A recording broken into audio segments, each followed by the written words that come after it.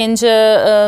në thonë kam pas du në familje, po unë kam pas edhe raste tjera ku kanë vendos me nda për shkak të presionit edhe tjerve, antarëve të familjes, po ku kam pas ma shumë si 2 raste kur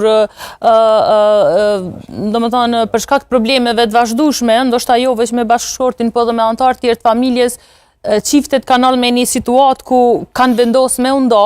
me u divorcu edhe ndoshta mos me leju që ato problemet vazhdueshme me sjell edhe të këqija tjera.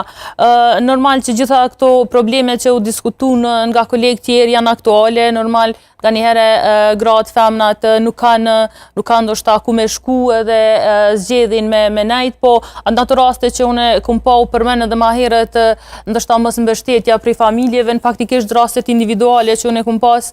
kam qenë shumë e habitur për të mirë, sa për krahjen sa të madhe kanë pas prej prindrëve, prej babes konkretisht në 2-3 raste që i kum pas edhe